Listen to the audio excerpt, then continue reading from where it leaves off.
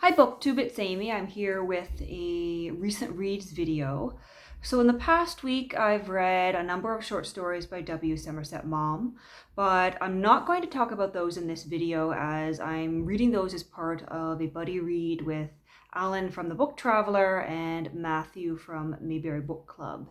And we are planning to film a Zoom conversation about those and hopefully post that later this month at some point. So for that reason, I'm going to skip talking about the W. Somerset Maugham I've read and jump right into the Anthony Trollope I've been reading. So last weekend I did read The American Senator by Anthony Trollope. And the title is in reference to someone who turns out to be a fairly minor character in the novel as a whole. He is a senator, so a politician from the United States who comes to spend a few months in England. And we meet him when he comes to Dillsborough, where our novel is set. And he makes some enemies with the locals by supporting a man who has been accused of poisoning a fox and who has gotten embroiled in a bunch of lawsuits with some of the local landowners. And the senator makes quite a fool out of himself, trying to support this man who perhaps isn't in the right. It's not as black and white as he thinks. But to me, that was the least interesting part about this novel. I was more interested in Arabella and also in Mary, who are two of our main characters in this novel. And so we have Arabella, who is trying to secure for herself a wealthy husband with the titles and the money that she feels she deserves, or at least at the very much she feels that she wants and must have in order to marry.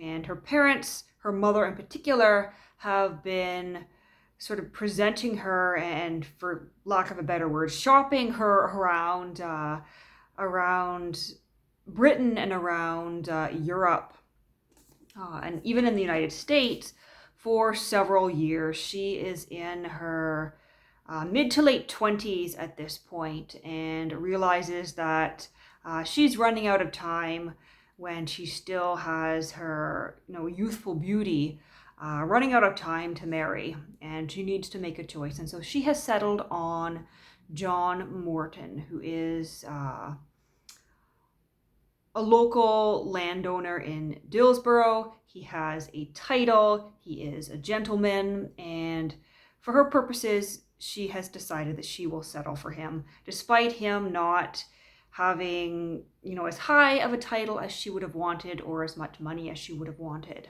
And she is quite willing to marry him, and so John Morton goes back to Dillsborough, where he hasn't been for many years, so that he can prepare the family estate to receive Arabella and her mother.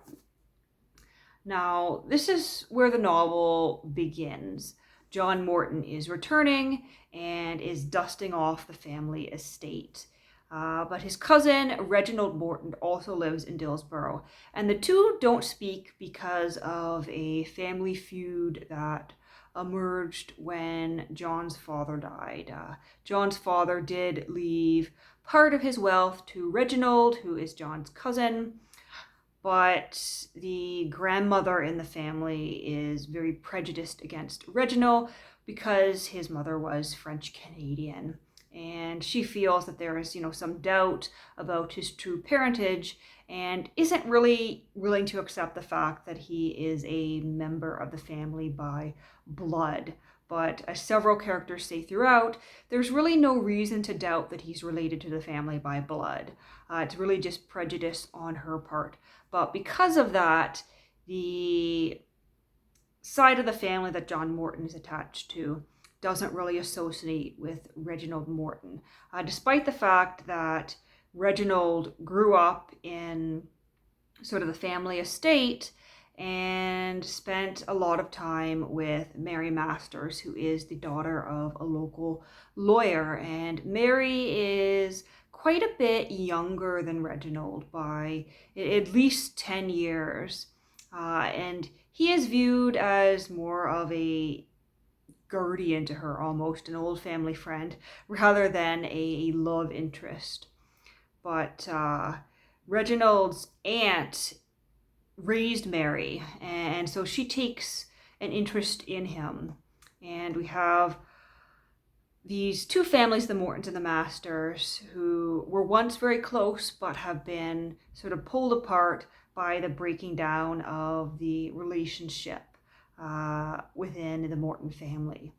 Because as it was in the past, the Morton family, the head of the family would live at this estate in Dillsborough, and they would retain the services of the Masters family for all their legal needs. And the Masters family has since lost this business, as John Morton isn't really living in Dillsborough. He's been off elsewhere, traveling the world, living wherever.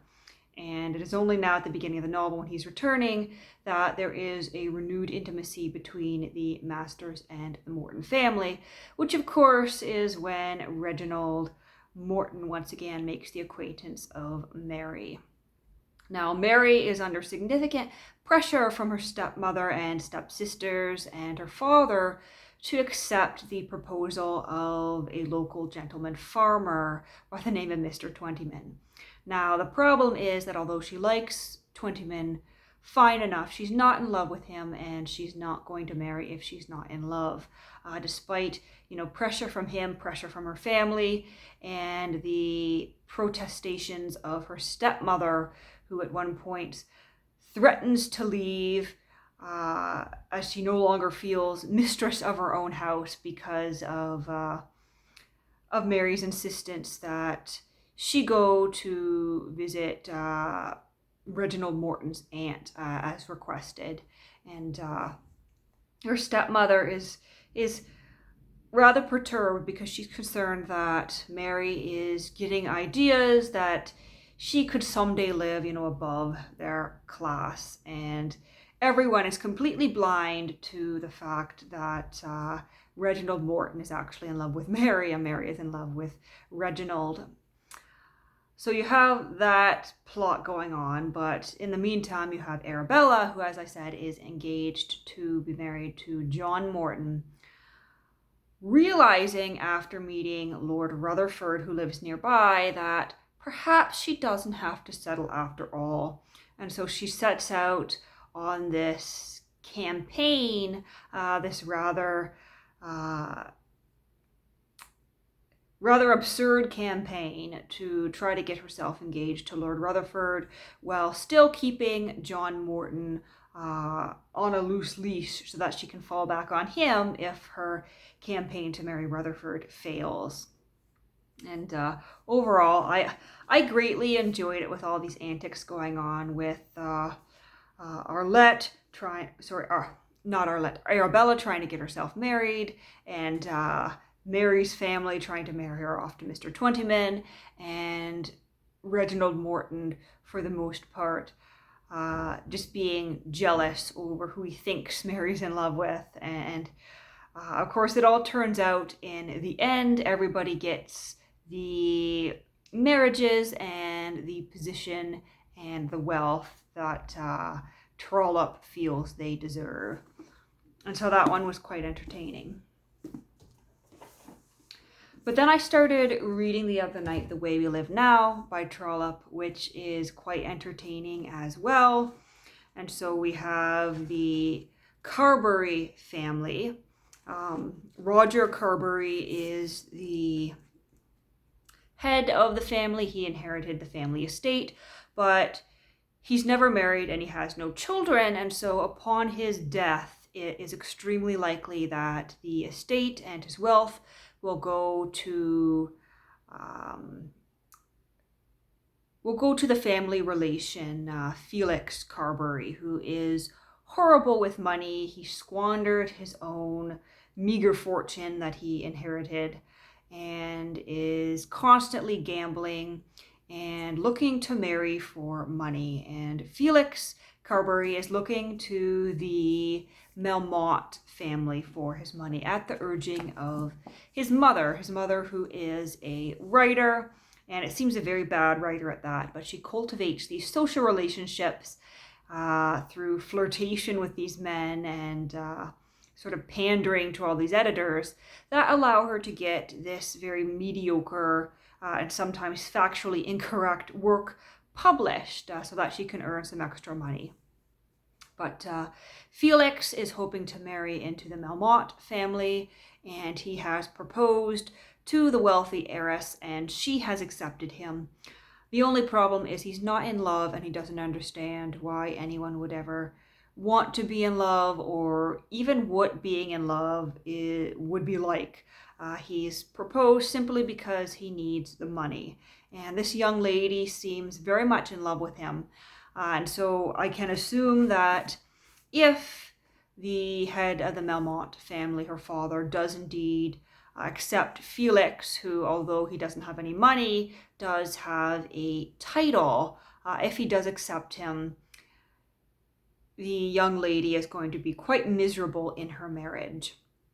But we also have Henrietta, who is Felix's sister and has turned down her second cousin, Roger Carbury, his proposal of marriage. And once again, as in many Trollope novels, he's a little bit older than her, and she respects him as a brotherly figure in her life, but she has no desire or no intention of marrying Roger, despite the wishes of her mother, because her mother would like to see the Carbury Manor as a home for them, as a place where she can retire in her old age. But for her, really, she's pretty much determined she's going to get this grand house anyway. Carbury Manor is either going to come to her through her son Felix, if Roger doesn't marry, or through her daughter Henrietta, if Roger marries Henrietta. Because she realizes that Roger is so in love with Henrietta that he's going to marry her or no one. And he is, I think, around 40 at this point. And so he's running out of time to marry, and really has no intention of marrying. At least he didn't until he met Henrietta. And that's where we are at this point. Felix is caught up in this business venture. Some Americans have come over with this railroad company, and they have convinced the Melmotte family to invest in shares in this company, and Felix, through association, has gotten a bunch of shares and become a stakeholder in this company and a representative of the company in Britain. But I get the sense that this company is perhaps not on the up and up, and that as soon as enough shares have sold to really bring the price up, Melmotte and those closest to him are going to sell just before, the price of the shares tank, because there's not a lot going on to support the price of these shares. And so it's very much a bad business venture that I think is going to burn a lot of people.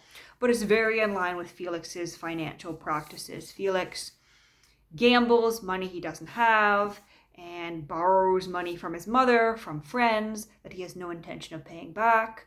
And overall, he is just not a very nice person. He is a cold person. We see that through the fact that he is willing to marry an heiress he doesn't love for her money. And I can't wait to read on and see just how badly he falls from grace here. Because Trollope is known for allowing those who deal dishonestly with money to fall from great heights to very low depths, and I do enjoy that about Trollope. So that is a very long ramble about 2 books by Trollope. I think I'm going to leave it here. I hope you're having a lovely Thursday, and I'll see you again soon.